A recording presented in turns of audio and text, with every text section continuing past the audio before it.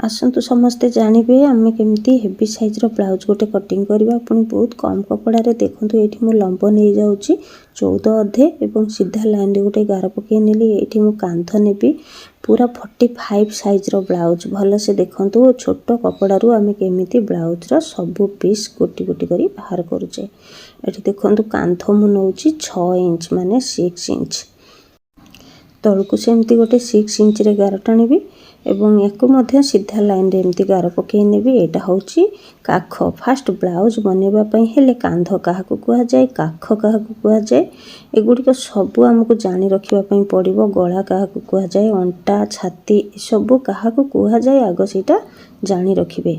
तापरे देखंतु ए जो गारटी पकेइले ना ए गार होची छातीर गार छाती को 4 भागरु 1 भाग नेली एवं सीधा लाइन रे एमती अंटा पर्यंत गार टाणी नेबी।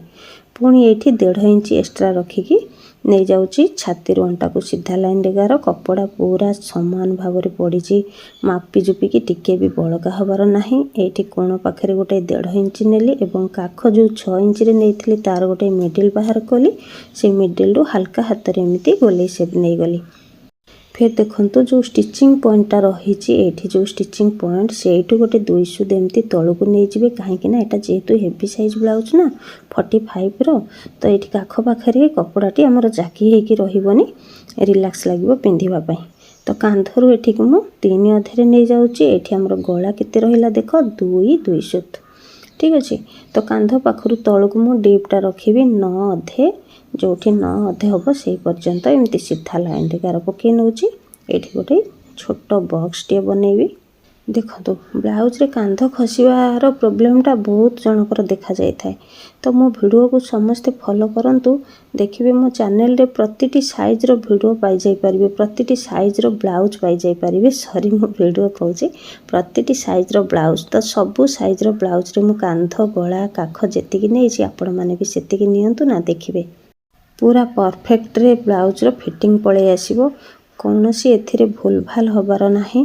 पूरा निश्चिंत रे एमिति देखिकी आपण माने कपड़ा कटिंग करंतु। एठी बैक साइड रे जो बॉक्स भीतर मु गोले शेपटा देली से बॉक्स ठारू 1/2 इंच बाहर को गोले शेपटा देली कारण हम पिठीर जो हेवी साइज ब्लाउज जेहेतु पिठीर कटिंगटा टिके फांका रहिबा पई जदि आपण माने सेठी फांका न रखिबा को चाहुछंती ताहाले से बॉक्स भीतर ही गोले शेप देबे। एठी देखंतु मु कटिंग करि नेली तो स्टिचिंग पॉइंट रे गोटे छोट कट लगे दउची। एबे चलंतु आमे फ्रंट साइड पई एस पट्टी को बाहर करिबा। मु एठी कटोरी एस पट्टी भी पट्टी एकाथरे बाहर करिविनी कारण एठी जेहेतु कपड़ा बहुत छोट अछि लंबा हाथ मध्य हबो 10 अधे लंब रहिबो हाथर। तो सेथि पई प्रथमे मु एठी बैक साइड काटी साला परे एस पट्टी को बाहर करि नउची तापरे हाथ कटिंग करिवि तापरे जाईकी 1 कटोरी 2 कटोरी एवं भी पट्टी कटिंग करिवि। एठी देखंतु बैक साइड रो जेमिति मु कटिंग करिछि ठीक सेमिति ही मार्किंग करिवे केवल काख पाखरे जो 2 सुत तळ को डाउन रखिथिले सेटा फ्रंट साइड रे डाउन करिवेनी। तापरे काख कांध एवं गला जेमिति अछि सेमिति मार्किंग करिकि बैक साइड कपड़ा को मु एठी उठे नउचे। आमर जो फ्रंट साइड रे अल्प टिके मार्किंग देके उठे नेली एठी मु 5 इंच रो सीधा लाइन रे एमती गार गोटे पकई नेबी। तापरे काख पाखरु गोटे 1/2 इंच भीतर को डाउन रखिकी आउ थरे ताको हल्का हल्का एमती गोले से बनै नेली। ब्लाउज रे सबू पार्ट गोटी गोटी करिकी इम्पोर्टेंट थाए। एस पट्टी कहतु किंबा बैक साइड कहतु किंबा 1 कटर 2 कटर किंबा भी पट्टी सबू पार्ट हमको हिसाब करिकी बाहर करिबा पई पड़ी थाए। देखंतु एठी लंब पाखरु मु 2.5 इंच डाउन रखिली एवं काख पाखरु मध्य 2.5 इंच गोटे डाउन रखिली। तो ये सीधा लाइन रे मु गार पकई नउची। एस पट्टी को कांध पाखरु तळ को आ मापिबा दरकार नाही कारण मु अंटा पाखरु 2.5 इंच डाउन रखिछि। तो ये देखंतु गोले शेप दे देली हमर एस पट्टी रेडी हे गला। मु एबे एस पट्टी को कटिंग करि नउची। एठी मो हाथ लंबा हाथ बनैबी जोटा कि हमर ग्लास हाथ कहती जो माने हाथ कटिंग रे प्रॉब्लम अछि तो वीडियोटी को देखंतु भल भाबरे हाथर बहुत सुंदर भाबरे कटिंग देखैछि। सबु बेले चेष्टा करिवे कम कपड़ा रे केमिति सबु साइज रो ब्लाउज बनैबा पई काहेकि ना आमे जदी कपड़ा अधिक कटिंग करि नउचे साड़ी रु ताहाले साड़ीटी हमर छोट पड़ी जिवो जोथि पई कि आमे साड़ी रो कुंच बहुत कम पड़िबो सेठी साड़ी नष्ट हे जिवो। तो सेथि पई आमे जेते कम कपड़ा रे ब्लाउज बनै परिबा सेते भलो। ठीक अच्छे देखो ये मुझे एसपटी को काटिकी बाहर करनेली और साइड रू अध इंच कपड़ा गोटे काटिकी बाहर करदेली। चलतु एबे हाथ कटिंग करवा ये जो बॉर्डर देखुना ये बॉर्डर पाखरे मु हाथर कटिंग करी। तो कपड़ा को एमती फास्ट 2 फोल्ड कली तापरे आहुरी गोटे फोल्ड करी। ये 4 भांग होगी कपड़ाटी रहिबो। तो ये 2टा हाथ एकाथरे आमर बाहर एमती लेस को भल भाव में सामान करें और साइड रे जो कपड़ा गुड़िक बड़ सान रही मु सामान करके काटी नौचे। जो मैंने मो वीडियो को नुआ देखुंट से मैंने गोटे सब्सक्राइब करंतु पाखरे थिबा बेल बटन को स्पेस करके ऑल नोटिफिकेशन ऑन करंतु कहीं ना एमिति करने द्वारा मोर प्रतिटी वीडियो आपण मैंने पाई परिबे। एठी मु देखंतु हाथर लंब नहीं गली एठी मोर 9 अधे रेडी होबार अच्छी 10 अधे नौची। तो से गारू तल को मु 2-3 पारे नेली माने 2 इंच अधे एवं 2 सूत।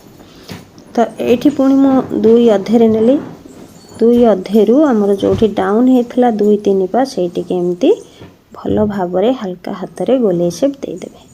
तापर एठी देखंतु मु गोटा अध इंच भीतर को डाउन रखुची एवं फोल्ड पाखरु 1 इंच रे दाग दउची। फिर थरे मु ताको कोन करिवि गोले शेप एमती नै गली। एटा होची हाथर फ्रंट साइड पई। हाथर सबु बेले फ्रंट पार्ट और बैक पार्ट अलग अलग कटिंग होता है। ये देखो महुरी जी थिला सेती नहीं तार 2 इंच एक्स्ट्रा नहीं जमी आम ब्लाउज कटिंग कला बेले साइड रे 2 इंच एक्स्ट्रा नौचे हाथ पाखे सेमती हाथर महुरी पाखे 2 इंच एक्स्ट्रा। तो ये मुझे कटिंग कर नौचे जो बैक साइड आम मार्किंग करते से आम कटिंग करवा।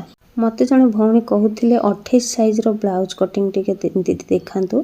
तो निश्चय मुझे 28 साइज रो ब्लाउज कटिंग नहीं आसबि आपण टिके वेट करंतु निश्चय नहीं आसबि।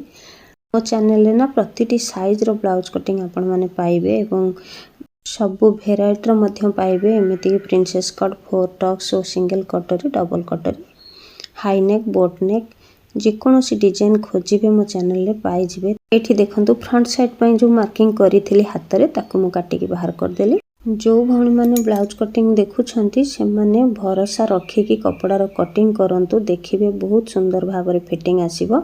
तो एक्स्ट्रा जेतिकी कपड़ा थिला मु सेथिरे फर्मा पकई नहीं कारण ये फर्मा न पकेले आमको कपड़ा बहुत ही शॉर्ट पड़ जाव। ये देखंतु 1 कटरी 2 कटरी पकई नहीं और भी पट्टी पकई नहीं साइड रे जो कपड़ाटी रही से भी पट्टीर आउ गोटे पीस बाहरी पड़ो। आपण मैंने भी एमती छोट कपड़ारू हेवी साइज रो ब्लाउज जदि बनाउछंती ताहाले ए टाइप रो एमती फर्मा पकईकी कटिंग करि नियंतु।